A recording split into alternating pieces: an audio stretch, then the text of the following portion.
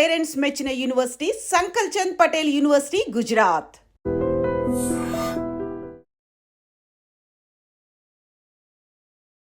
Hello guys, welcome back to iDream campus. ఈరోజు మనతో ఉన్నారు హైకోర్టు అడ్వకేట్ అయిన Prithvi garu, immigration lawyer also. So యూఎస్లో ఆపర్చునిటీస్ ఏ విధంగా ఉన్నాయి? స్టూడెంట్స్కి అయి ఉండొచ్చు, లేకపోతే అక్కడ సెటిల్ అవ్వాలి, అక్కడ జాబ్ చేయాలనుకునే వాళ్ళకి అయి ఉండొచ్చు. ట్రంప్ వచ్చాక చాలా రెస్ట్రిక్షన్స్ అయితే తీసుకొచ్చారు.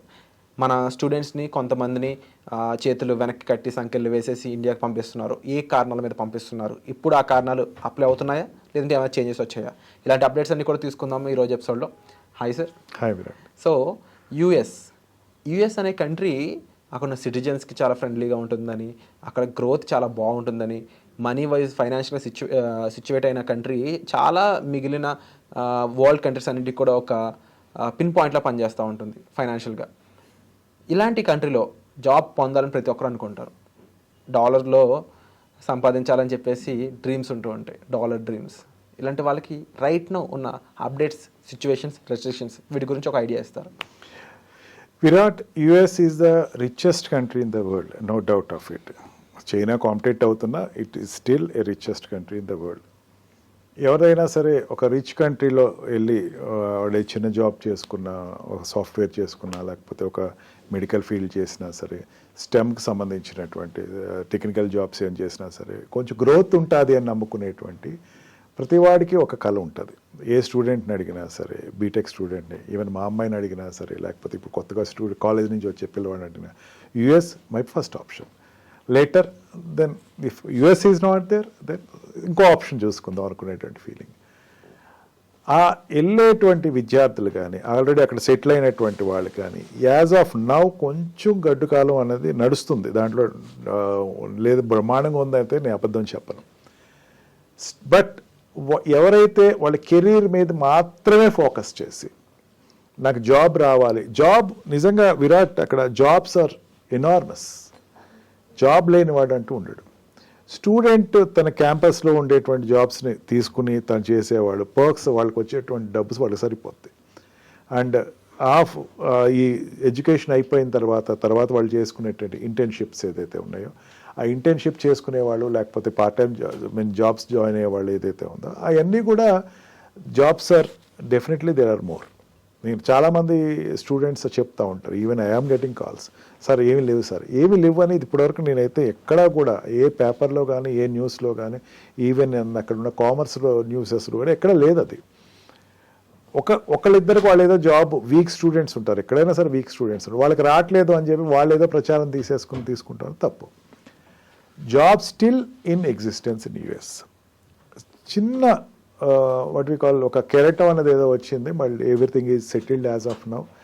అండ్ మెయిన్ ప్రాబ్లం ఎక్కడ వస్తుందంటే ఏ రోల్ అనేది చాలా పెద్దగా పెరిగిపోయింది. కన్ఫ్యూజన్, ఈవెన్ అక్కడ ఉండేటువంటి ఇండస్ట్రీస్ దగ్గర కూడా కన్ఫ్యూజన్, ఈవెన్ అక్కడ ఎంప్లాయర్స్ దగ్గర కూడా కన్ఫ్యూజన్. ఎంతవరకు ఇంపాక్ట్ చూపిస్తుంది అని చెప్పి. ఏ ఇంపాక్ట్ వల్ల ఏమవుతుందంటే కొత్తగా వచ్చే జాబ్స్, అంటే కొత్తగా వచ్చే కంపెనీస్ అన్నది కొంచెం స్లో అవుతున్నాయి. But existing jobs there are enormous.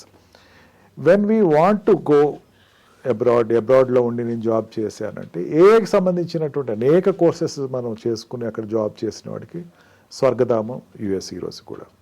And ప్రతి కంపెనీ మెయిన్ ప్రాబ్లం ఏమవుతుందంటే ఈ కన్ఫ్యూజన్. అంటే లాస్ట్ డిసెంబర్ నుంచి ఇప్పుడు ఈ వాట్ వి కాల్ జూన్ వరకు చాలా ఏజెన్సీస్ ద్వారా వెళ్ళిన వాళ్ళు, అంతకుముందు ఏజెన్సీస్ అలవాటు అయిపోయినాయి. మన వాళ్ళకి ఏంటంటే ఏజెన్సీ వాళ్ళు అక్కడ మనకి గ్రీన్ కార్డ్ ఇప్పిస్తారు, ఏజెన్సీ వాళ్ళు మనకి అక్కడ జాబ్ ఇప్పిస్తారు, హెచ్ఎన్వి వీసా ఇప్పిస్తారు అనుకుని సెటిల్ అయిన వాళ్ళ మైండ్ సెట్స్ మాత్రం మారిన వాళ్ళు ఇబ్బంది పడుతున్నారు. జాబ్ లేకుండా, అక్కడ ఎటువంటి ఆఫర్ లేకుండా, ఆఫర్ ఉందని చెప్పి డమ్మీ ఆఫర్ తోటి వెళ్ళేవాళ్ళు, వాళ్ళు మాత్రం I'm getting calls that's వాళ్ళు కొంచెం ఇబ్బంది ఎక్కువే పడుతున్నారు. స్టిల్ జాబ్స్ అయితే మాత్రం ఎనార్మస్గా ఉన్నాయి.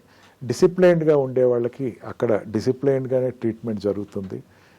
Be careful. అక్కడ యుఎస్కి వెళ్ళిన వాళ్ళు వెళ్దాం అనుకున్న వాళ్ళు మాత్రం don't go for what we call disturbive nature.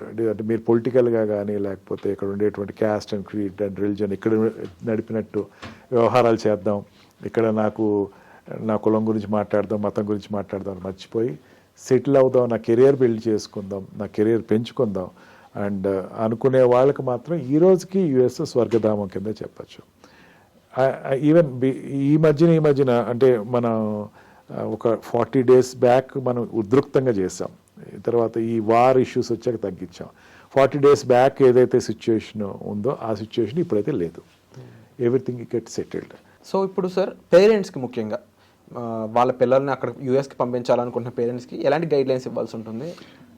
Parents మీకు మీ పిల్లలు ఎవరైతే అక్కడ యుఎస్లో ఉన్నవాళ్ళు కావచ్చు, స్టూడెంట్ కోసం వెళ్ళిన వాళ్ళు కావచ్చు, నా దృష్టిలో అయితే don't encourage for part time jobs there.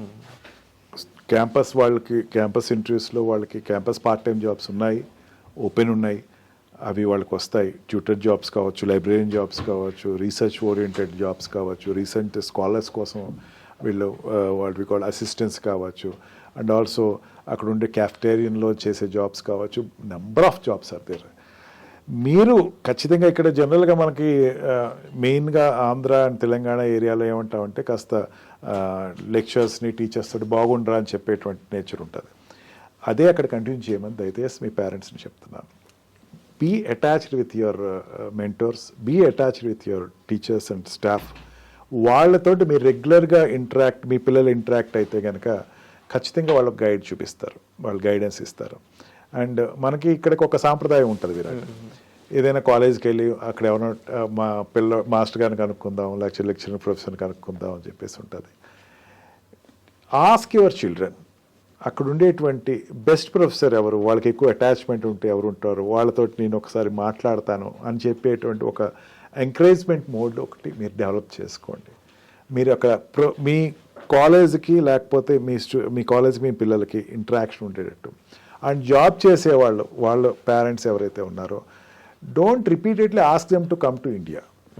Situation అంతా వాట్ వి కాల్ ఇప్పుడు ఇండియాకి వచ్చేసి మళ్ళీ వెళ్ళే వాళ్ళు పడే ఇబ్బంది మెయిన్ ఏంటంటే ఇమిగ్రేషన్ ఏరియాలో అండ్ ఈ వీసా ఇచ్చే చోట లేకపోతే ఎయిర్పోర్ట్స్లో కొంచెం ఈ ట్రంప్ ఉన్నటువంటి ఆఫీసర్స్, ఇప్పుడైతే కొత్తగా వచ్చినటువంటి ట్రంప్ గవర్నమెంట్ సంబంధించిన ఆఫీసర్స్ అయితే ఎక్కువ వాళ్ళు ఇబ్బంది పెడుతున్నారు అనే ఇన్ఫర్మేషన్ అయితే ఉంది.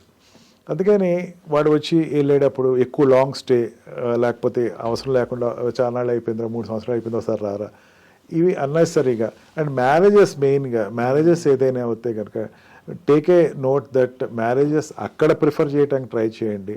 వాళ్ళకి గ్రీన్ కార్డ్ లేకపోతే కనుక, గ్రీన్ కార్డ్ H1B వీసా అయిపోతుంది, గ్రీన్ కార్డ్ లేదంటే కనుక prefer there marriages there in US.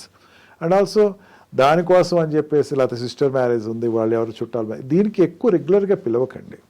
If emergency, ఎందుకంటే ఇది ఎందుకు చెప్తున్నానంటే విరాట్, మ్యారేజ్ అనేటువంటి కాన్సెప్ట్ యుఎస్లో తక్కువ ఉంటుంది. మ్యారేజ్ చేసుకుంటున్నారండి, మ్యారేజ్ కోసం ఇలా అంటే ఒక మ్యారేజ్ సిస్టమ్ అన్నదే చాలా లైట్గా ఉంటుంది. అంటే ఎవరైనా ప్రతి వాళ్ళు డేట్లో ఉంటారు, లేకపోతే ఇక్కడ అంటే మ్యారేజ్ లాగా పెళ్లి చూపులు చూడటం, లేకపోతే ఇది అంతా కల్ట్ ఉంటుంది అక్కడ. మ్యారేజ్ కోసం వెళ్ళి నేను ఒక 10 రోజులు 20 రోజులు 10 రోజులు మ్యారేజ్ డేలో వచ్చేస్తే సరిపోతుంది కదా. నేను చాలా మంది ఎంప్లాయీస్ జస్ట్ ఒక మీటింగ్ లాగా, మీటింగ్ ఒక అయిపోయింది కదా, ఆ రోజు వెళ్తావు చేసుకుంటే వచ్చేస్తావు కదా. దానికోసం 10 రోజులు ఉండి 10 రోజులు రావటం ఇదేంటి, what is this, come bring your wife here అంటారు వాళ్ళు, ఈజీగా చెప్పేస్తారు. అందుకని దానికోసం మీరు parents don't call them regularly to India, ask them to get settled first green card రానివ్వండి వాళ్ళకి. H1B వీసాలో ఉన్న వాళ్ళకి అక్కడ ముందు లాట్లో వాళ్ళు సెలెక్ట్ అవనివ్వండి. అండ్ స్టూడెంట్స్ కూడా H1Bలోకి వెళ్ళే వాళ్ళు let them get selected. And green card నుంచి వాటి సిటిజన్షిప్ అప్లై చేసే వాళ్ళ ప్రాసెస్ కంప్లీట్ అవనివ్వండి. ఈ ప్రాసెస్కి మధ్యలో మీరు ఇండియాకి వచ్చేసేయండి అని చెప్తే పాపం మిమ్మల్ని మీ యొక్క మీకుండే ఇబ్బంది ఉండదని చెప్పట్లేక, బట్ స్టూడెంట్ అటు చెప్పలేక ఇటు చెప్పలేక వాడు హోమ్ సిక్నెస్ వచ్చేసి వాడు వెంటనే ఇక్కడికి వచ్చేస్తాడు, మళ్ళీ వెళ్ళేటప్పుడు అంత చాలా ఇబ్బంది పడుతుంది. And most particularly I just want to tell to all the parents that అక్కడ ఉన్నటువంటి మీ పిల్లలకి దయచేసి డ్రైవింగ్కి వెళ్ళి లాంగ్ డ్రైవ్కి వెళ్ళో లేకపోతే అక్కడికి వెళ్ళి ఫీడ్స్ చేస్తానంటే దయచేసి don't encourage it. Drunk and drive cases చాలా ఎక్కువ మంది ఇండియన్స్ దొరుకుతున్నారని ఒక చిన్న సర్వే చూశాను నేను.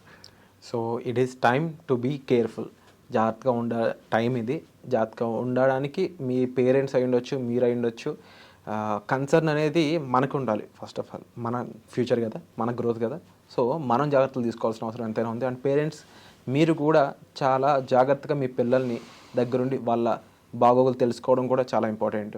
వాళ్ళు ఏం చేస్తున్నారు ఏంటి అనేది, ఎందుకంటే ఉన్నది మన దేశం కాదు కాబట్టి అక్కడ రూల్స్ అండ్ రెగ్యులేషన్స్ ఇంకా స్ట్రిక్ట్గా ఉంటాయి కాబట్టి సో జాగ్రత్తగా ఉండాల్సిన టైం ఇదని చెప్పవచ్చు.